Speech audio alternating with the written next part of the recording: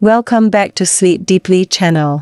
Tonight, let us gently lift the veil and step into a world wrapped in silence and elegance. A world rarely spoken of, but often imagined. The private life of a geisha. She is not merely a performer. She is not a dancer, nor a hostess. She is a quiet presence in the midst of celebration. A flower blooming in silence behind paper doors. From the old stone alleys of Kyoto's Gion to the flickering lamps of Kanazawa's tea houses, the world of the geisha unfolds in rituals, gestures, and pauses. And behind every gesture, there is a choice to remain elegant in a world that rushes. Tonight, we won't talk about myths or stereotypes. We'll simply move closer, quietly, to see how she starts her day, what kind of tea she prefers, and whether, on certain nights, she sighs at her reflection when no one is watching. Before you settle in, don't forget to like this video and subscribe to the channel. Let me know in the comments. Where are you watching from? What time is it for you right now? Now, dim the lights. Let your body soften. And let's enter a world where beauty lives in the quietest places. Tonight's story begins. The morning mist still lingers, and the cobbled street of Gion is slick with dew. A pair of white Toby socks steps quietly across the stones. Not hurried, not slow, just deliberate. Every step is a part of the day's performance. This is not a morning like yours or mine. In the Hanamochi, the flower town, a geisha's day begins before the sun. She opens her shoji door, bows slightly to the stillness outside, and begins her routine not with urgency, but with precision. Inside her room, everything is exactly where it should be. The kizuru pipe rests beside the teacup. Her hairbrush lies next to the indigo ribbon. The mirror, slightly worn at the corners, has seen her face in every mood. A geisha's morning is not dictated by alarm clocks or crowded trains. It is a quiet unfolding, an act of reverence. In the stillness of her room, she begins the slow ritual of becoming. A soft cotton underrobe, carefully folded the night before, is slipped over her shoulders like a whisper. The fabric is light, almost weightless, but it marks the beginning of the day. She ties it loosely with a sash. Not too tight, not too loose. Everything must sit just so. Next, the nogajuban, the long white robe worn beneath the kimono. It peeks out at the collar, its whiteness a symbol of elegance, purity, and discipline. Her hands move without hesitation, not because she is in a hurry, but because she has done this over and over. Not a chore, but a practice. Not vanity. Not decoration, but transformation. She sits before her small mirror. It leans slightly to the side, as if tired from years of watching her. She dips her brush into the white paste, oshere. A soft sweep across the face, then the neck, then down the nape to the elegant W shape exposed only by geisha. It is deliberate, intimate. She paints her eyebrows carefully. Black. Slightly arched, but never too bold. Her lips are last, red. Just the center. The shape of a small camellia petal. It's not a smile, but it suggests one, like a secret she might tell, but won't. Heavier than it looks. Thick silk, layered, embroidered. Today, she wears one in soft gray with cranes stitched in silver. For her, it means calm. For her clients, it means refinement. She lifts it with both arms, slipping it over her shoulders like a curtain being drawn. Then she tightens the obi, that white sash that holds everything in place. Tying the obi takes time and strength, but she does it with grace. The knot sits high at the back, not decorative, not convenient, but tradition. When she stands, she is no longer simply herself. She is a geisha, a woman trained in silence and art, whose every movement is a performance, even if no one is watching. But in that quiet moment, before the guests, before the music, she looks at herself one last time. Not to admire, not to correct, just to see. She leans forward, whispers softly to the mirror, "Let the world slow down today." And the mirror says nothing, but reflects everything. If you're still with me, take a deep breath. Imagine the scent of rice starch, the softness of silk on bare shoulders, the hum of a Kyoto morning behind shoji screens.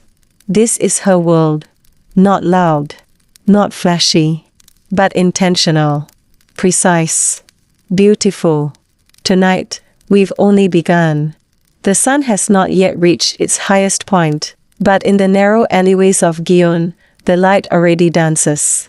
Between wooden facades and Noran curtains, a quiet rhythm begins to unfold, and she becomes part of it. Footprints her okobo, the tall wooden clocks, click softly against the cobblestones.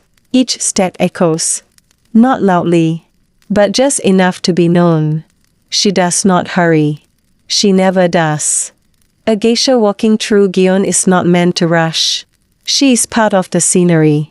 A moving painting, gliding between shadows and sunlight. Shinto shrine around her, the city stirs. A cyclist passes, careful not to startle her. An old woman sweeps her storefront. Paper lanterns sway gently in the breeze, as if bowing in respect. There is a quiet understanding in this neighborhood. No one shouts. No one calls out her name. Because everyone here knows. She is both of the place and above it. Cherry Blossom, the tea house she is hated to, is old. Older than she is. Older than her mother. Perhaps older than memory itself. The Okiya, as it's called, sits tucked behind a bamboo gate. From the outside, it looks like a regular house. But inside, it holds a different world. One made of tatame, incense, and formality. Before she steps in, she pauses at the entrance, takes a slow breath, smooths the front of her kimono, and bows. Even if no one sees her do it, she bows. Because this is not performance. It is her way of life. Teacup without handle inside, she is greeted with silence. Not the empty kind, but the respectful kind. The kind that knows she carries centuries with her. She removes her okobo, steps onto the soft tatami. Her movements are small, almost invisible, but every one of them is precise. In the main room, her guests wait. Businessmen, a visiting professor, a local artisan she has met before. They rise slightly when she enters. She bows again, deeper this time, then takes her seat near the shamisen. Musical score for the next hour. She is the hostess. The performer, the mood. She pours tea. She laughs, just enough to keep things warm. She listens more than she speaks. And when the moment comes, she plays. The shamisen hums beneath her fingers. Its 3 strings telling stories that words cannot. Her song is slow, melancholy, but never sad. It is the sound of Kyoto's evening wind, the scent of autumn rain, the memory of a hand held too briefly. And when she finishes, no one claps. They simply nod. Because clapping would break the spell. Fallen leaf as she prepares to leave. One of the guests says, "You made time stop." She smiles. Not as a performer, but as herself. "It never really moves that fast in Gion," she replies. "Zzz, and now, if you're still listening, imagine yourself sitting on that tatami mat. A cup of warm tea in your hands. The scent of hinoki wood in the air. And a woman across from you, wrapped in silk and quiet power. This is not fantasy. It's just a part of the world that moves slowly. So slowly that most people miss it. But not you. You're here. And so is she. The evening has ended. The guests have gone. The tea has cooled. The streets outside are quiet again. Only the wind rustling through Norran curtains. Only the soft shuffle of feet behind closed doors. She walks home alone. Not tired, just settled. Like a lantern that has burned all evening, and now rests in its own soft glow. As she passes the alleyways, she sees other silhouettes retreating to their own spaces. Some carry musical instruments. Some, just themselves. No one speaks, because the end of the night in Gion is sacred. Shoji screens are slightly open, letting in the hush of night. Her tea kettle lets out a faint sigh, almost like it, too, is relieved the day is over. She kneels before her mirror, not the grand kind with lights and silver edges. Just a small, slightly worn mirror, propped up on a wooden stand. It has seen her every day, every change, every quiet transformation. She dips a cotton cloth into warm water, gently presses it against her cheek. The white paint begins to melt, not quickly, not dramatically, but patiently, like snow disappearing in spring. First, her cheeks, then her neck, then that delicate nape, once shaped like a white W. She removes the red from her lips last, and for a moment, she sees a glimpse of someone you might pass in the market, or sit next to on a train. Ordinary. Real. It takes effort, even more than it did to tie it in the morning, but there's no frustration, only care. Layer by layer, the kimono comes off. Each piece is folded slowly, lovingly, placed in its box like a memory. She sits in her underrobe now, hair loose, face bare, and breathes. Just breathes. She does not check the time. She does not reach for her phone. She simply sits, back straight, eyes half closed. She is not the geisha now, not the hostess, not the performer, not the silent elegance others see.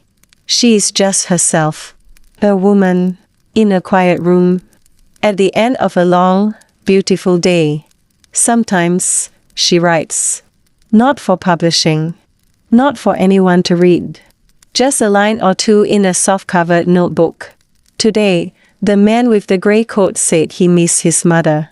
The shamisen felt heavier than usual, but the sound was soft. I wanted to cry, but I didn't. The tea was too warm to waste a moment. These aren't secrets. They're reflections, like the ones in the mirror. After the makeup is gone. If your eyes are growing heavier now, that's alright. You're meant to drift here. Imagine the faint scent of makeup remover and sandalwood. The hush of sliding doors. The creak of wooden floors cooling in the night. And in the middle of it all, a woman folding her kimono, pouring a final cup of tea, and preparing for sleep. No spotlight. No applause. Only stillness. Tomorrow, she will rise again, paint again, perform again. But for now, she is just resting. Not everything needs to be said. Some thoughts are better left folded, like old kimonos at the back of the drawer. Some feelings are best written down. Never sent, never received, just written. In the drawer beneath her tea chest, there is a bundle of envelopes. Cream-colored, unsealed, tied together with faded red string. These are not business letters, not invitations, nor formal replies. They are letters, to no one in particular, and yet, to someone, always. She writes late at night, when the house is quiet, when the world has turned inward. She writes with a calligraphy brush, not a pen, because the slow strokes force her to slow down. Sometimes her handwriting is delicate, controlled. Other times, it's hurried, blurred, as if the emotion moved faster than her hand could follow. One reads, I saw you again tonight, but I didn't speak. You were laughing with someone younger. I hope you're happy. But I still remember the night you asked if my smile was ever real. Another says, The new apprentice reminds me of myself. Eager. Too eager. She asks questions I never dared. Maybe she will find what I didn't. And another. Sometimes I wonder what it would feel like to dance for no one. No audience. No tea. Just the wind. And my own bare feet. They are tender. They are honest. They are her way of staying human. Beneath all the layers of tradition and performance, she never meant to send them. That's not the point. To write is enough. To give shape to feelings that have no place in conversations over tea. Once a year, usually in spring, she takes the bundle out, unties the ribbon, reads a few. Some she remembers. Some surprise her. Some make her laugh. She never throws them away, because they are not mistakes. They are evidence that she lived, felt, longed, just like anyone else. In the world outside, she is poised, graceful, collected. But in these letters, she is a woman who wonders, who hopes someone understood the way she paused before a line in her song, or the way her eyes lingered a second too long on someone leaving. If you're still here with me, eyes half closed, breathing soft, imagine her at a low desk, candlelight flickering, the brush making slow strokes across thick paper. She pauses sometimes, not because she's stuck, but because she feels too much. And that's okay. Not everything has to be shared. Some things are simply meant to be written, folded, and kept. Tomorrow, she will entertain again. But tonight, she has written her truth. And now, she sleeps. Even the moon rests. Even the most delicate dancer has mornings when she does not dance. Today is one of those days. The lanterns in the alley haven't been lit.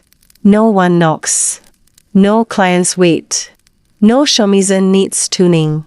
And for once, she does not wake at dawn. There is no obi to tie, no mirror to bow to. Just silence. Honest and white, like the tatami beneath her feet. Her first movement of the day is not a ritual. It's a stretch. Arms overhead. A deep yawn she doesn't bother to cover. She walks barefoot to the sliding door, slides it open, and lets the breeze say good morning.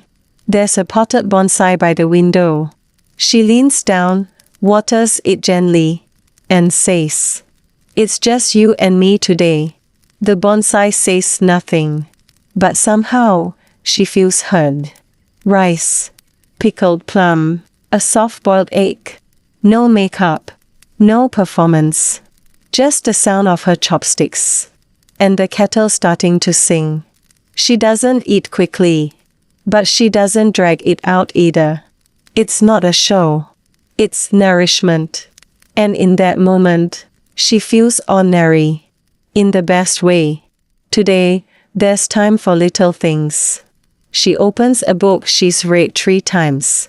Not because she's forgotten the ending, but because some stories feel different each time you return. She runs her fingers along the spine. Pauses at a paragraph that once made her cry, but today just makes her smile. Outside, children run down the alley. Someone plays a bamboo flute in the distance. The world doesn't need her to be anything except present. Yes, even geisha do laundry. Silk must be cared for gently. Colors separated. Linens hung with care. She hums while she folds. A melody she made up. No lyrics. Just something light enough to float with the steam. She irons the collar of a cotton yukata. Not because she will wear it today, but because she likes how it smells when it's warm. Woman getting massage in the afternoon, she sits by the mirror. Not to paint herself, but to moisturize her skin. A small jar of camellia oil, rubbed between her palms, then pressed into her cheeks. She doesn't look for flaws, doesn't compare. She just looks. This is the face I rest in, she thinks. Not the face they see, but the one that belongs only to me. Sunrise as the sun begins to lower. She brews a cup of Jamaica, roasted rice tea. A bit nutty, a bit earthy, just like her mood today. She sips, stares out the window, doesn't think too much, just watches the clouds drift by, slow as kimono sleeves drying in the breeze. You might be feeling that drift too. A heaviness behind the eyes, a softness in the chest. That's good. Because this is not a chapter of action, it's a chapter of being. No performance, no expectation. Just a woman, in a room, enjoying a rare day without paint. Tomorrow, she will wear the red and white again. She will glide through tea houses, entertain with poise. But tonight, she folds her softest robe, turns out the lamp, and sleeps, not as a geisha, but simply as herself. Everyone has a beginning, even those who seem timeless. Before the poise, before the silence, before the perfect bow, she was simply a girl. Mantelpiece clock, she was 15. Her hands were too small for the shamisen, her voice too soft for the room. And yet, something in her heart whispered, "This is where I belong." She didn't fully understand it, but she followed the whisper anyway. Footprints, her first steps into the Okiya, the geisha house, felt both exciting and terrifying. She remembers the scent. Rice starch, sandalwood, and freshly washed tatami. She remembers the sound. The creak of the floorboards. And the distant notes of someone practicing shamisen upstairs. She carried only a small bag, but her dreams were heavy. Graduation kept her Okiya, the house mother, was strict, but not unkind. She showed her how to bow properly, how to walk without lifting her heels, how to fold a kimono in silence. At first, she got everything wrong. She stepped on the hem. She poured tea with the wrong hand. She forgot to smile. But no one scolded her cruelly. They just said, "Again." Books, the days were full. Wake at dawn. Brush hair. Practice dance. Sweep floors. Recite poems. Polish instruments. Memorize names. Fold linens. She once cried quietly in the hallway, after failing to keep rhythm in a lesson. She thought no one saw. But that night, an older wani-san left a small sweet on her pillow, wrapped in pink paper, with no note. Kindness often speaks in gestures. Lipstick, her first time wearing full makeup, was unforgettable. The Okiya applied it for her. White paint, red and black lines, the hint of a red lip that didn't reach the corners. When she looked in the mirror, she didn't recognize herself. "This is not me," she thought. But then again, perhaps it was a version of her waiting to be known. Kimono, her debut night. She wore a vibrant kimono, crimson, with golden chrysanthemums. The obi was heavy, her hair pulled tight, her steps careful. Every movement was rehearsed, but her heart beat wild beneath the layers. She served tea, poured sake, and bowed until her knees ached. She spoke little, but listened intently. And at the end of the night, one of the guests said, "She doesn't speak much, but she sees everything." It was the first compliment she ever received, and she remembered it always. That night, back in her room, she removed her makeup slowly. Not because she was tired, but because she was afraid that without it, the magic might disappear. But when she looked in the mirror again, barefaced and young, she saw something else. Not a geisha. Not yet. But someone who had begun. "Zzz, if you're still with me." Floating between memory and sleep. Imagine her small room. A futon rolled out. A single lamp glowing beside her. Outside, the city was still awake. But inside, a girl was dreaming. Not of fame, not of riches, but of being graceful, and of being enough. She would learn, she would stumble, and she would rise again. And one day, she would become the woman you met in chapter 1. But tonight, she sleeps, as she once did, full of hope. Not all families are made by blood. Some are formed in silence, in shared routines, in late-night whispers between futons. In the Okiya, every girl comes alone. But no one stays alone for long. 2 women holding hands. Her first days were filled with observation. She watched the older Geisha move like poetry. She watched the Maiko giggle behind sliding screens. She watched the Okiya-san give instructions. With a glance, a nod, a hand placed gently on a shoulder. There were no welcome parties, no warm hugs. But there was warmth, just dressed in quietness. Teacup without handle bonds were built. In shared meals at the low table. In handing someone a warm towel. After a long day of lessons. In fixing a crooked OB. Before a performance. The first time she braided another girl's hair. She did it clumsily. But the girl said nothing. Just smiled. And redid it herself, without anger. Next time, she said, "You do it better." And she did. Basket on laundry days. They sang softly while folding. Not full songs. Just fragments. Verses that reminded them of places they came from. One from Aomori. One from Nara. One from Osaka. Each girl with her own past. But here, they shared the same present. Last quarter moon phase at night. After the shamisen was put away. And the rice bowls washed. They gathered briefly. Not always to talk, but to sit. Sometimes one would rub ointment into another's tired feet. Sometimes they'd share stories of odd guests. Or things overheard behind paper screens. There was laughter. Yes. But there were also silences that felt like safety. Love letter when one of them cried. No one rushed to fix it. They let her be. But they would leave small offerings. A rice cracker. A flower plucked from the garden. A folded note that simply read, "Still with you." This was how care looked here.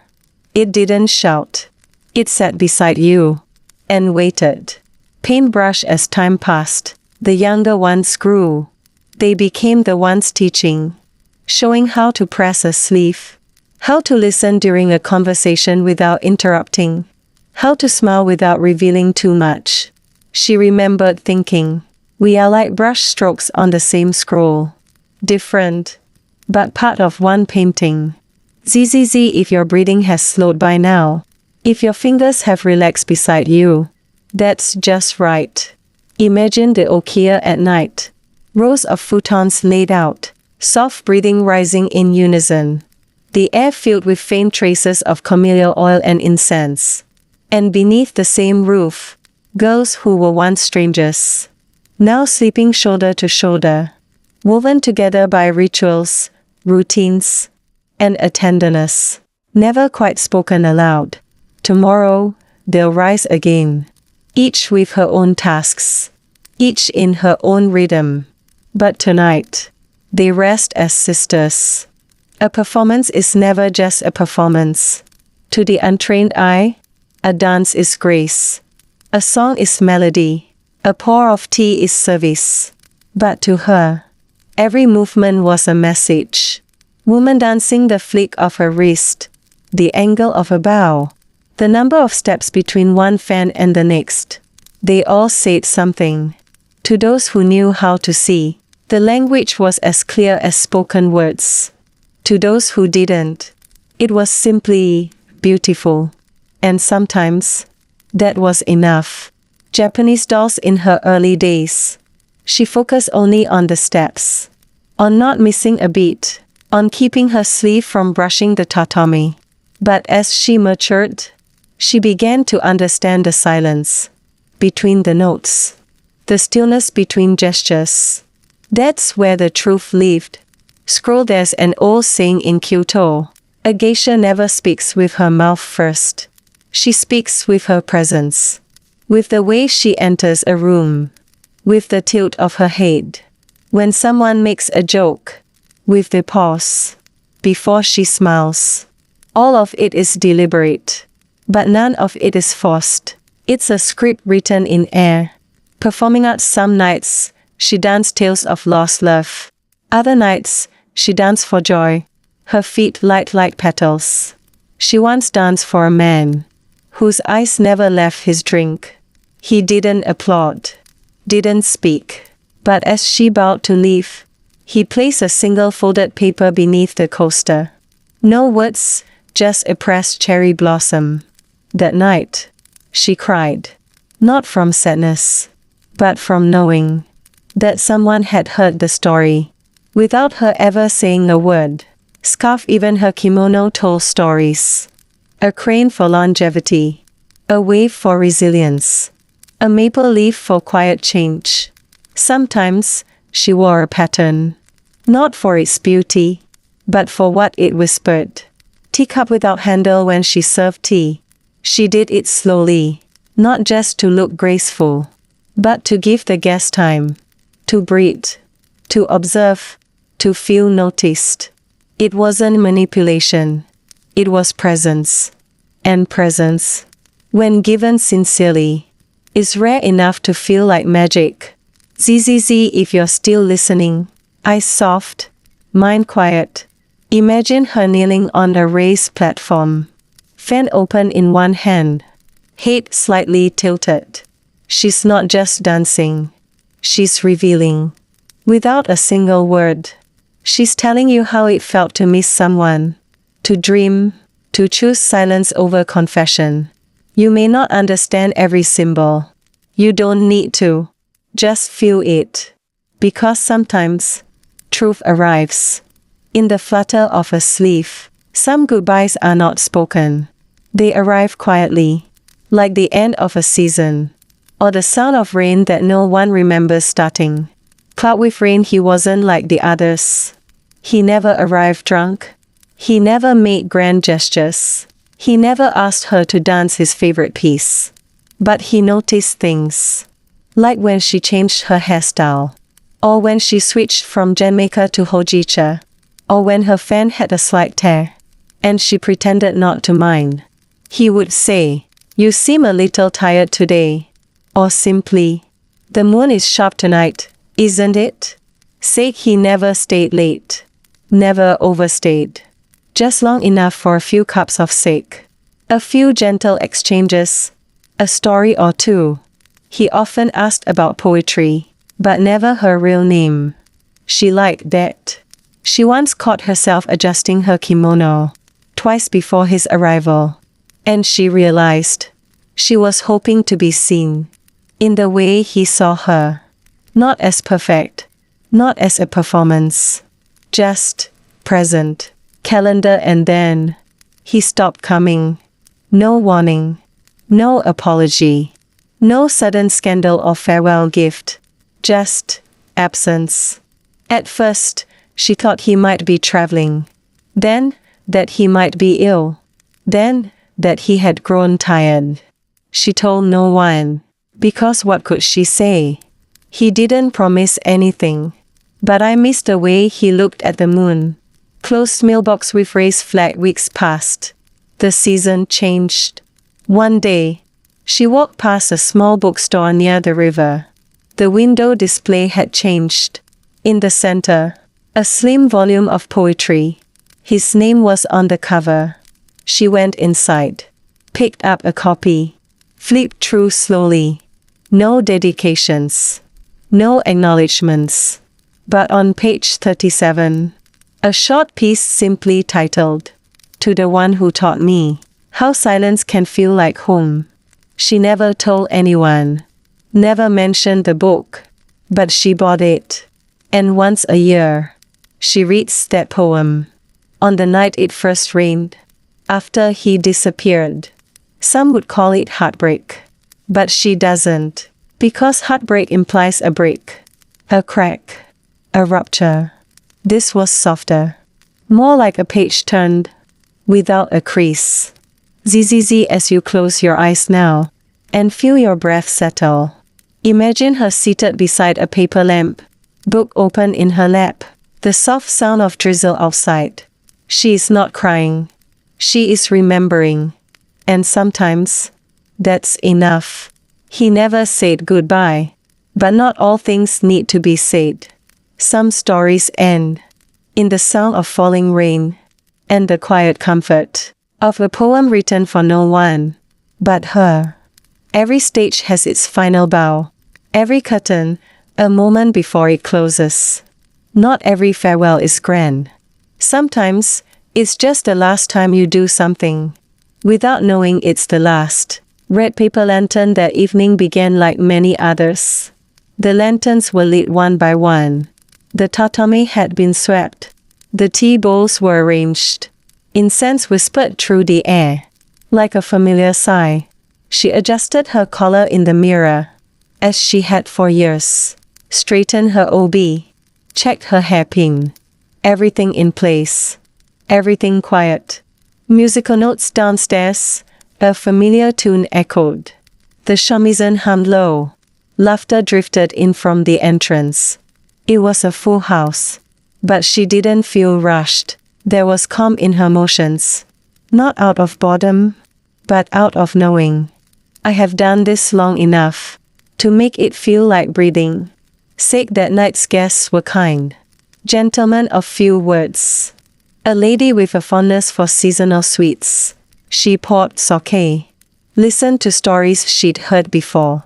Smiled at the appropriate pauses. Everything was warm. Predictable. Comforting. Cherry blossom midway through the night. A young Michael tugged gently at her sleeve. Wani-san, she whispered. Is it always this easy? She smiled, and replied without hesitation. Only when your heart stays soft. Candle, there was no announcement, no fanfare, no standing ovation. But as she rose for her final dance, a hush settled over the room. The fan in her hand fluttered open. She moved with grace, not to impress, but to remember. Each step traced memories. Each turn, a chapter. This was not just a performance. It was a letting go. Red envelope when it ended. There was polite applause.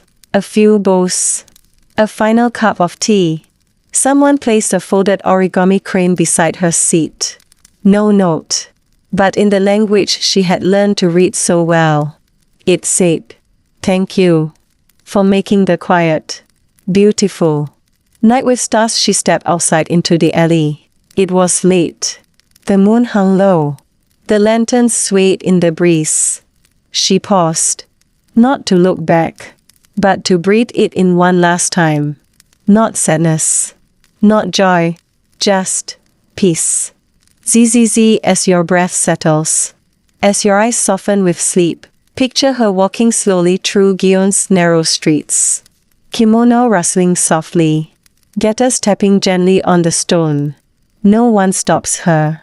No one needs to. She has given all she had to give. And now, she returns to herself. A curtain has fallen, but behind it, a life still waiting to unfold. After the final bow, after the makeup is washed away, after the kimono is folded and put to rest, what remains? The woman, the self, the quiet beginning of something else. Sunrise the morning after her last performance. The city felt different. Not louder, not busier, just hers. She no longer walked in timed steps. No longer worried about creased sleeves or bowed heads. She walked freely, noticing things she had missed for years. The scent of grilled mochi from a side alley. The splash of koi in a garden pond. The rustle of wind through fresh spring leaves.